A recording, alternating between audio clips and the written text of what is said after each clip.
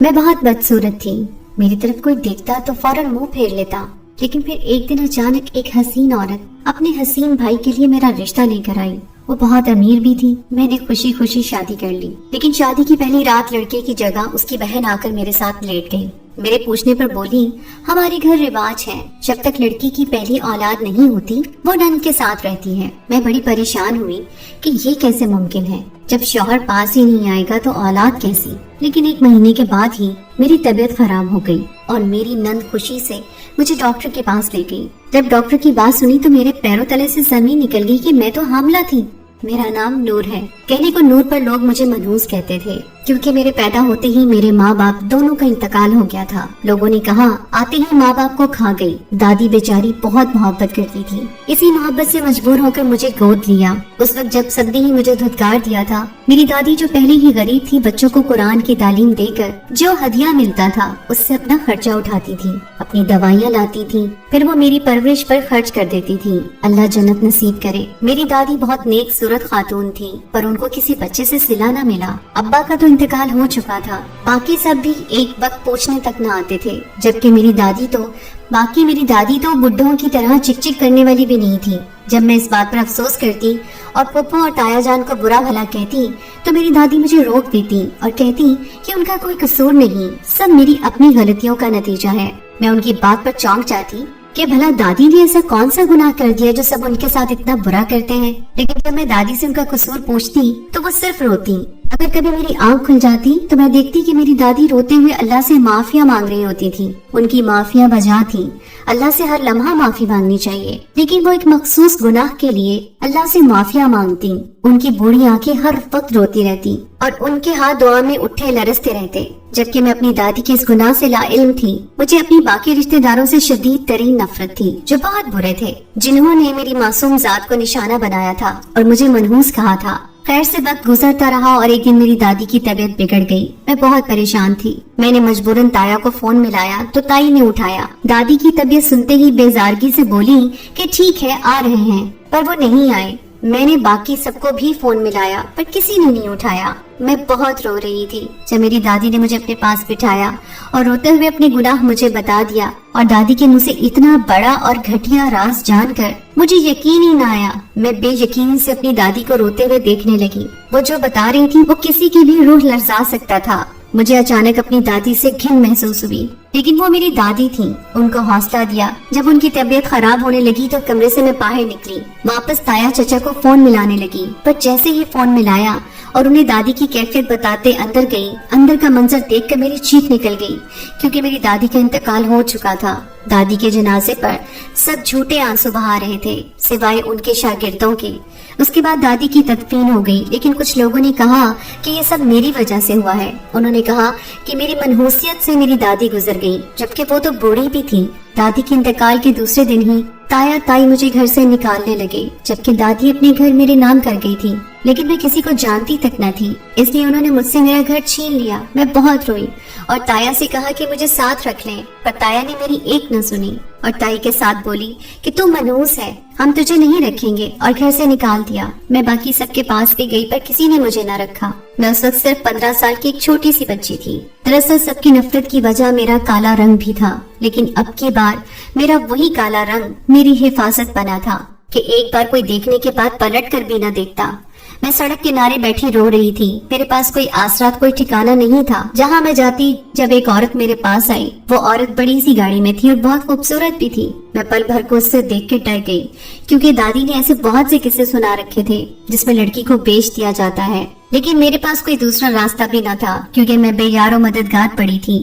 وہ عورت مجھے ساتھ چلنے کا کہہ رہی تھی. میں اللہ کا نام لے کر اس کے ساتھ چلی گئی. سخت روتے ہوئے مستقل اللہ سے دعا مانگ رہی تھی. کچھ دیر کے بعد گاڑی ایک یتیم خانے کے باہر آ کر رکی، جسے دیکھتے ہی میرے دل کو کچھ آرام آیا. وہ یتیم خانہ اس عورت کا ہی تھا. اس مہربان عورت نے نہ صرف مجھے اپنے یتیم خانے میں رکھا بلکہ میری تعلیم بھی شروع کروا دی. یتیم خانے میں بھی کوئی مجھ سے دوستی نہ کرتا کیونکہ میں کالی تھی، لیکن پھر بھی میری ایک دوست بن گئی. جب میں 17 سال کی ہوئی تو میں نے ایک بنگلے میں ملازمت شروع کر دی اور پھر وہاں سے جو تنخواہ ملتی اسے جمع کرتی. میں 7 سال پارلر کا کام بھی سیکھ رہی تھی. 18 سال کی ہوئی تو میں نے وہ یتیم خانہ چھوڑ دیا اور اسی بنگلے میں ملازمین کے ساتھ رہنے لگی. اتنے عرصے میں جو کچھ مجھے یاد تھا میں بھول چکی تھی. मैं अपनी दादी का बहुत बड़ा राज भूल चुकी थी। वक्त गुजरने के साथ साथ मैंने पार्लर का काम मुकम्मल सीख लिया और फिर एक छोटे से इलाके में छोटा सा पार्लर खोल लिया। मेरा पार्लर बहुत चलता था क्योंकि मैं रंग गोरा करने की क्रीम भी बेचती थी और मेरा ज्यादातर आमदन उसी से होती थी। लेकिन इस सब में मेरी उम्र 40 साल की हो चुकी थी। मेरी शादी भी ना हो पाई थी क्योंकि कोई मुझसे शादी नहीं करना चाहता था। पहले तो सिर्फ रंग काला था, पर अब उम्र भी निकल चुकी थी। लोगों को गोरा करने की क्रीम देने के बावजूद मैंने कभी खुद पर वो क्रीम नहीं लगाई थी क्योंकि मुझे खूबसूरत लोगों से चिढ़ हो गई थी। ऐसे ही वक्त गुजरता रहा जब एक दिन एक काली औरत मेरे पास आई। उसका रंग बिल्कुल मेरी तरह काला था।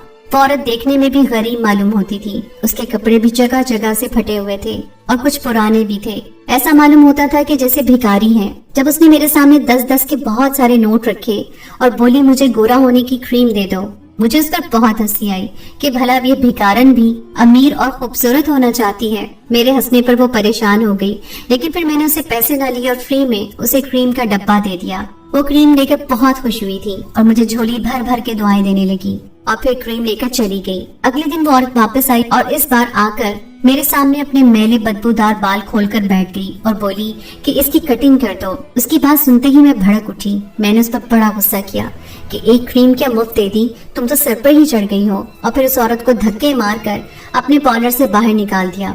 वो औरत रोते हुए मुझे कोसने लगी, बोली कि तू बदबख्त है, तूने अपनी खुशकिस्मती को लात मार दी है। बोली ये तो तेरा इम्तिहान था जिसमें तू फेल हो चुकी है, अब जो होगा उसकी जिम्मेदारी खुद होगी। एक पल को मैंने उसकी बददुआओं पर डरने का नाटक किया, फिर हंसने लगी कि भला इस भिखारन की बददुआ मुझे क्यों लगेगी। वो बुरा भला कहती हुई बोली कि कल ही तेरी शादी होगी, मगर तू अपना शौहर कभी देख न सकेगी। जब तू उसके बच्चे की माँ भी बन जाएगी। उसकी बातों पर मैं हंस पड़ी कि भला ये कैसी बेतुकी बददुआ है कि मैं अपने शौहर को देखे बिना ही उसके बच्चे की माँ बन जाऊंगी। मैं हंस पड़ी और हंसकर आमीन कहा। अब तक किसी ने मेरा रंग रूप देखकर मुझसे शादी नहीं की थी, तो अब कोई मुझे 40 साल औरत से शादी क्यों करेगा। अभी इन सबको गुजरे रात ही हुई थी जब मेरे घर का दरवाजा बजा। मैंने दरवाजा खोला तो सामने एक बड़ी नफीस सी खातून घर के दरवाजे पर खड़ी थी। बड़ी ही कोई चमचमाती गाड़ी उनके पीछे थी। मैं उस गाड़ी को देखकर उनसे मरगूब हो गई कि मेरे पार्लर में इतनी अमीर औरत आई है। पल भर में मैंने सारे ताने बाने सेट किए। औरत को मेरा काम पसंद आया तो यकीनन वो अपने चाहने वालों को भी लाएगी और फिर मेरा पार्लर चल पड़ेगा। मैंने उसकी खुशामद की और उसे अंदर बुला लिया। उसे अंदर बुलाते में ही भूल गई कि इतनी रात क्या वो मेरे पास क्यों आई है। वो औरत मुझे अजीब सी नजरों से देखती अंदर आई। मैं झट से उसके लिए चाय बनाकर लाई और कहा, क्या करवाना है बीबी। मेरी बात पर वो औरत अजीब सी नजरों से मेरे पार्लर को देखने लगी, फिर मुझसे बोली, कितना कमा लेती हो। उसकी ये बात सुनकर मुझे बड़ा गुस्सा आया, पर मैं जब्त कर गई क्योंकि वो अमीर औरत थी। मैंने कहा कि बीबी मैं जितना भी कमाती हूँ गुजर बसर अच्छे से हो जाता है, आप बताइए आपको करवाना क्या है। मेरे पार्लर में मायारी काम होता है। मेरी बात सुनती वो औरत हंसी। उसकी हंसी बहुत पुरस्कार और बहुत अजीब थी जब वो मुझसे बोली कि मेरी बात बहुत गौर से सुनो, तुम इस पार्लर से जितना भी कमाती हो पर उतना नहीं कमाती कि तुम्हारी जिंदगी बहुत आलीशान हो जाए। तुम्हारा पार्लर भी बहुत छोटा सा है, ना तुम्हारा नाम है ना पहचान, लेकिन मेरे पास तुम्हारी गुड लक की चाबी है। अगर तुम मेरी बात पर अमल करो तो तुम्हारा ये पार्लर बहुत बड़ा हो जाएगा, तुम्हारी पहचान बनेगी और तुम आलीशान घर में रहोगी और सब मिलेगा तुम्हें। मुझे पहले उस पर बहुत गुस्सा आया था, पर अब मैं कश्मकश में घिरी थी कि वाकई ये सारी चीजें तो बचपन से मेरी हसरत रही थी। इन सबको हासिल करने में मजीद 10 साल और लग जाते या शायद तब भी नहीं मिलता और उम्र भी न बचती।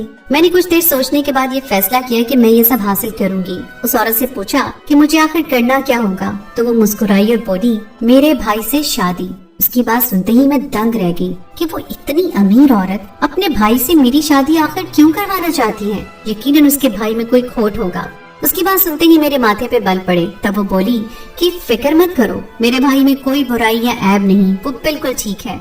मैंने उसे पूछा, तो फिर आप उसकी शादी मुझ जैसी काली लड़की के साथ क्यों कर रही हैं और साथ साथ आप पैसे भी दे रही हैं। तब वो औरत बोली कि उसके पीछे एक राज है, वो मैं तुम्हें नहीं बता सकती, लेकिन उससे तुम्हारा कोई नुकसान नहीं होगा। मैं काफी देर सोचती रही, मुझे समझ नहीं आ रहा था कि मैं क्या करूं। कभी किसी ने शादी की नजर से मुझे देखा ही नहीं था, लेकिन अब मेरी शादी हो गई तो ये सुनते ही मेरा दिल अचानक फिर से जिंदा होने लगा था। कि मुझे एक सहारा मिलेगा। मैंने बहुत सोचने के बाद हाँ कर दी। जब उस औरत ने बोला कि निकाह कल ही होगा फोन पर और तुम रुखसत होकर हमारे साथ चलोगी, मैं मान गई। मैं बड़ी खुश थी और फिर अगले दिन ही मैं दुल्हन बनी बैठी थी। मैं बड़ी हैरान थी। मुझे उस फकीरनी की बददुआ में बड़ा अजीब सा लग रहा था कि उसने कल बददुआ दी और उसकी बददुआ आज सच साबित हो गई। मेरी आज ही शादी हो गई।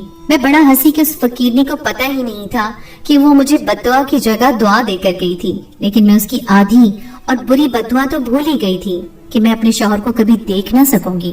मैं रुखसत होकर ससुराल गई तो मेरी नंद ने मुझे एक आलीशान कमरे में बिठा दिया और मुझसे बातें करने लगी। कुछ देर की बात कहने लगी कि मैं वॉशरूम से फ्रेश होकर आती हूँ और वो वॉशरूम में चली गई। मैं उसे हैरत से देखने लगी जब मेरी नंद ने मुझसे कहा कि तुम भी फ्रेश होकर आ जाओ। मैंने बेयकीनी से उसे देखा और कहा कि आपके भाई नहीं आएंगे। तब वो मुस्कुराई और मुझसे बोली कि हमारे खानदान में रिवाज है कि जब तक पहली औलाद नहीं हो जाती लड़की अपनी नंद के साथ ही रहती है। उसकी बात सुनते ही मैं बुरी तरह से लटक गई कि ये क्या, आखिर ऐसे कैसे मुमकिन है। जब मेरी नंद बोली कि परेशान ना हो, ये हमारा बहुत पुराना रिवाज है। मैंने अपनी नंद से कहा कि अगर शौहर के साथ रहूंगी नहीं तो औलाद कैसे होगी। मेरी बात पर नंद बोली, औलाद तो अल्लाह की देन है, हो जाएगी। और फिर मेरी एक न सुनी। मैं बड़ी परेशान थी लेकिन मजबूर थी। अगले दिन मेरी नंद ने मुझे खुशी से बहुत सारे पैसे दिए और फिर अपनी नंद के साथ मैं रहने लगी। मेरी ना ही मेरे शौहर से मुलाकात हुई, ना ही मैंने उसे देखा। वादे के मुताबिक मेरी नंद ने मेरा बड़ा सा पार्लर खुलवा दिया, मुझे गाड़ी लेकर दी। मैं बड़ी खुश थी लेकिन परेशान भी। दिन तेजी से गुजरने लगे थे। मेरी नंद ने मुझे गोरा करने के इंजेक्शन लगवाए कि मैं उससे काली अच्छी नहीं लगती थी। मेरी नंद मेरे कपड़े अपनी पसंद के बनवाती, मुझे अपनी मर्जी से तैयार करती। मुझे अपनी नंद की हरकतें बहुत अजीब सी लगती थी। और रात खाना भी मेरे साथ मेरे कमरे में खाती और खाने के फौरन बाद मुझे नींद आ जाती। दिन ऐसे ही गुजरने लगे जब एक दिन मेरा सर पूरी तरह से चकराया। मेरी नंद परेशान हो गई और मुझे फौरन डॉक्टर के पास लेकर गई। और फिर जो डॉक्टर ने उसे बताया, उसे सुनते ही मेरे पैरों तले से जमीन निकल गई। डॉक्टर ने बताया कि मैं हामला हूँ, पर ऐसे कैसे मुमकिन था क्योंकि मेरे पास तो मेरा शौहर आया तक नहीं था, सिर्फ नंद। तो क्या वो बच्चा मेरी नंद का? ये सोचते ही मेरी रूह लर्ज गई। मुझे अपनी नंद से नफरत होने लगी। जबकि बच्चे की खबर सुनकर मेरी नंद बहुत ज्यादा खुश हुई थी, लेकिन मैंने उसे सख्ती से मना कर दिया कि अगर आपके घर में ये रिवाज है कि पहली औलाद तक औरत शौहर के पास नहीं जाती तो मैं नहीं जाऊंगी, लेकिन आपके साथ भी नहीं रहूंगी। मेरी बात सुनते ही मेरी नंद किरण जैसे बदल गई। मैंने साफ कह दिया कि अगर आपने मेरे साथ जबरदस्ती की तो मैं अपने बच्चे को भी मार दूंगी। मेरी बात सुनते ही मेरी नंद डर गई। वो बोली कि ठीक है, तुम अलग कमरे में सो जाना। दिन एक बार फिर तेजी से गुजरने लगे। मैं गुमसुम रहने लगी थी। मेरे पेट में बच्चा पल रहा था और मुझे ये तक मालूम नहीं था कि उसका बाप कौन है। मैं दुखी रहने लगी थी जब अचानक मुझे वो फकीरनी याद आई जिसने मुझे ये बद्दुआ दी थी। मैं डर गई। अब मुझे ये समझ आ रहा था कि ये सब मेरे साथ उस फकीरनी की बद्दुआ से हो रहा था जिसे मैंने हकारत से धक्के मारकर अपने पार्लर से निकाल दिया था। मुझे बहुत रोना आया। साथ ही अपनी दादी का वो राज याद आ गया। मैं बुरी तरह से बेचैन हो गई। मुझे जल्द से जल्द उस फकीरनी को ढूंढना था ताकि वो फकीरनी अपनी बद्दुआ को वापस ले सके। मैंने उस फकीरनी को ढूंढना शुरू कर दिया, लेकिन वो फकीरनी मुझे कहीं भी न मिली। मुझे हामला हुए 4 महीने हो गए थे। अब तो मेरा हुलिया बदल चुका था, मेरा रंग साफ हो चुका था, मेरा रहन सहन कपड़े सब बदल चुके थे, लेकिन मेरी जिंदगी में खुशियाँ नहीं थी। मैंने उस फकीरनी को उसकी गुर्बत देखकर धुतकार दिया था और आज अल्लाह ने मुझे दौलत इज्जत सब दे दी थी, लेकिन उस फकीरनी की बद्दुआ सब बर्बाद कर गई थी। जब एक दिन मैं अपने पुराने मोहल्ले में जा रही थी ताकि उस फकीरनी को ढूंढ सकूं, और आज मेरी उम्मीद भर आई जब वो फकीरनी मुझे गली में बैठी नजर आई। मैंने उसके पास जाकर गाड़ी रुकवाई और अपनी चमचमाती गाड़ी से नीचे उतर आई। वो फकीरनी मुझे हैरत से देखने लगी। वो मुझे पहचानती नहीं थी क्योंकि मैं तो पूरी बदल चुकी थी। मैं इस फकीरनी के आगे हाथ जोड़ दिया और उससे माफिया मांगने लगी। वो फकीरनी मुझे पहचाने ही नहीं। जब मैंने उसे याद दिलाया तो उसकी आंखें नम हो गई। वो बोली कि तुमने अल्लाह के वली का दिल दुखाया था। मेरी दुआएं बहुत लगती हैं और बद्दुआएं भी। जब तुमने मुझे रंग गोरा करने की क्रीम दी थी तो मैंने दिल से तुम्हारी तरक्की और खुशियों की दुआ की थी, लेकिन जब तुमने मुझे धुतकारा तो मेरे दिल से आह निकली थी कि अल्लाह तुम्हें बहुत नवाजे, लेकिन तुम खुश न रहो। वो फकीरनी ये बताते हुए रोने लगी थी जबकि मेरा दिल फटने लगा। मैं उस फकीरनी को अपने पार्लर में लेकर आई, उसे खाना खिलाया, उसके बाल काटे, अच्छे से बनाए, उसको कपड़े दिए और अपने पार्लर में उसके मांगने पर सफाई की नौकरी भी दे दी, जिसे उसने अपनी बद्दुआ वापस लेते ही मुझे वापस दुआ दी और बोली कि अल्लाह तुम्हें दुनिया जहान की खुशियां दे, तुम्हारे शौहर को तुम्हारी मोहब्बत में ज़ेर करे। मेरा दिल अब कदरे मुतमईन था। वक्त फिर तेजी से गुजरने लगा। मेरी नंद मेरे पास कम आती थी। मैं सिर्फ बच्चा होने का इंतजार कर रही थी। جب رات میں گہری نیند میں تھی کسی نے میرے پیٹ پر ہاتھ رکھا. میں اس وقت گہری نیند میں نہیں تھی. میں نے فوراً اپنی آنکھیں کھولی تو یہ دیکھ کر میری جان نکل گئی, کیونکہ وہ میری نند وہ رو رو کر بے حال ہو چکی تھی. آج جو حقیقت مجھ پر واضح ہوئی تھی وہ میرے دل کے کئی ٹکڑے کر گئی تھی. مجھے خود سے نفرت ہونے لگی تھی کہ میں نے پیسوں کے لالچ میں کیوں اپنی نند کو شادی کی حامی بھری. مجھے چپ کرواتے ہوئے سمجھانے لگی پر میں نے اسے چیخ کر روک دیا. مجھے وہ وقت یاد آ گیا جب میری دادی نے وہ راز مجھے بتایا تھا. میری دادی نے اسے مجھے روتے ہوئے بتایا تھا کہ انہوں نے اپنی ساس کے ساتھ کبھی اچھا سلوک نہ کیا. وہ اپنی ساس سے کبھی سیدھے منہ بات ہی نہیں کرتی تھی. ان کے اکلوتے بیٹے کو ان سے چھین لیا تھا کہ وہ ان کی روٹی بھی میری دادی کو بوجھ لگنے لگی تھی. اور پھر اس کا مکافات عمل ان کے ساتھ یہ ہوا کہ ان کے سارے بچے بیویوں کے غلام نکلے اور بہویں بھی بالکل ویسی ہی نکلی, ایک وقت کی روٹی تک نہ دیتی. اور پھر جن لوگوں سے مجھے پہلے ہی نفرت تھی ان سے مزید ہو گئی جب انہوں نے میرا حق چھین لیا. میں امیر ہونا چاہتی تھی, بہت امیر, کہ جنہوں نے میرا حق چھینا میں انہیں دکھا سکوں کہ میں کتنی اوپر پہنچ چکی ہوں. شاید اس لیے میں نے یہ قدم اٹھایا تھا, لیکن آج سب برباد ہو گیا تھا. رات میرے کمرے میں جس نے میرے پیٹ پر ہاتھ رکھا تھا وہ میری نند نہیں بلکہ میرا شوہر تھا, جو رات کی سیاہی میں 5 مہینے کے بعد میرے پاس آیا تھا. لیکن اسے دیکھتے ہی میرے پیروں تلے سے زمین نکل گئی تھی, کیونکہ میں اسے سالوں بعد بھی پہچان گئی تھی. وہ کوئی اور نہیں تھا, میری تائی کا بڑا بیٹا تھا. اتنا بڑا فریب ہوا تھا میرے ساتھ جب میری نند نے ساری حقیقت مجھے بتائی اور یہ بتایا کہ مجھے گھر سے نکالنے کے بعد تایا نے میرا وہ گھر بیچ دیا تھا اور ان پیسوں سے کاروبار کا آغاز کیا تھا. اور پھر وہ کاروبار عروج پکڑتا گیا اور تایا امیر ہو گئے. تایا کا بیٹا اور چھوٹی بیٹی عیاشی سے زندگی گزارنے لگے. جب تایا کے بیٹے نے اپنی پسند سے شادی کر لی اور شادی کے 2 ماہ بعد الگ ہو گئے, امیری بڑھتی گئی پر سکون زندگی سے چلا گیا. تایا کو فالج کا اٹیک ہو گیا اور تائی دل کی مریضہ اور مختلف بیماریوں میں ملوث کہ وہ اللہ سے آرام دہ موت کی دعا کر رہی تھی, پر وہ موت انہیں نصیب نہیں ہو پا رہی تھی. جب رہ رہ کر انہیں اپنا وہ ظلم یاد آیا, کیسے انہوں نے ایک یتیم کا حق مارا تھا. نہ جانے وہ زندہ بھی ہوگی یا نہیں, یا کہیں کسی غلط ہاتھ میں لگی ہوگی. وہ دونوں معافی کے لیے تڑپ رہے تھے جبکہ ان کا بیٹا دوسرے ملک شفٹ ہو چکا تھا. وہ بار بار میرا ذکر کرتی, اللہ سے معافی مانگتی کہ یتیم کا مال کھایا اور ساس کو اس کے بیٹے سے الگ کر دیا. پھر وہ ہر بار اپنی بیٹی سے کہتی ہیں کہ یہ سب اس کا ہے, اسے ڈھونڈو, یہ سب اس کے نام کر دو اور ہمیں بس معافی دلوا دو. اور پھر تکلیف کے ساتھ تایا تائی دنیا سے رخصت ہو گئے. جو میری دادی نے اپنی ساس کے ساتھ کر کے بھگتا وہی میری تائی نے میری دادی کے ساتھ کر کے بھگتا. میری نند نے میری تلاش بھی کروائی پر میں کہیں نہ ملی. اس نے مجھے تصاویر میں دیکھ رکھا تھا. ایک بار وہ اپنی ملازمہ کے گھر اس کی طبیعت معلوم کرنے کے لیے آئی تھی, تب مجھے دیکھا اور دیکھتے ہی پہچان گئی اور پھر بنا وقت ضائع کیے نکاح کی پیشکش کی. اس کے بھائی کی بیوی بانجھ تھی. اس کا بھائی اولاد کے لیے 2 شادیاں کر چکا تھا, لیکن شاید ماں باپ کا دل دکھانے کی وجہ تھی کہ اس کو اولاد نہیں ہو رہی تھی. پھر میری نند نے اسے میرا بتایا. اسے میرے رنگ روپ پر اعتراض تھا تو میری نند نے کہا کہ وہ تبدیل ہو جائے گا. میرے شوہر کو ڈر تھا کہ میں اسے پہچان نہ لوں, اس لیے اولاد ہونے تک کی شرط رکھی کہ میں اپنے شوہر کو نہ دیکھ سکوں. لیکن جب اولاد ہو جائے گی تو میں مجبور ہو جاؤں گی اس کے ساتھ رہنے کے لیے. اس لیے میرے سونے کے بعد میری نند کمرے سے چلی جاتی اور شوہر آ جاتا. لیکن اب بھانڈا پھوٹ گیا تھا. میں بہت روئی. میں نے اللہ سے کتنے شکوے کیے, کتنی ناشکری کی, جبکہ وہ تو میرے ساتھ ظلم کرنے والوں سے حساب لے چکا تھا. میں نے اللہ سے بہت معافی مانگی, اپنے تایا تائی کو بھی معاف کر دیا. اس بات کو 1 سال گزر چکا ہے, لیکن اب میں بہت سکون میں ہوں. اللہ سے اس کا شکر ادا کرتی ہوں, اللہ سے معافی مانگتی ہوں کہ یا اللہ کسی کے ساتھ اگر میں ظلم کرنے لگوں تو مجھے سیدھا راستہ دکھانا, کسی کا حق نہ مرنے دینا, اور میں اپنے بیٹے اور شوہر کے ساتھ خوشحال زندگی گزار رہی ہوں. اللہ سے دعا ہے کہ میری دادی اور تایا تائی کو جنت میں جگہ دے.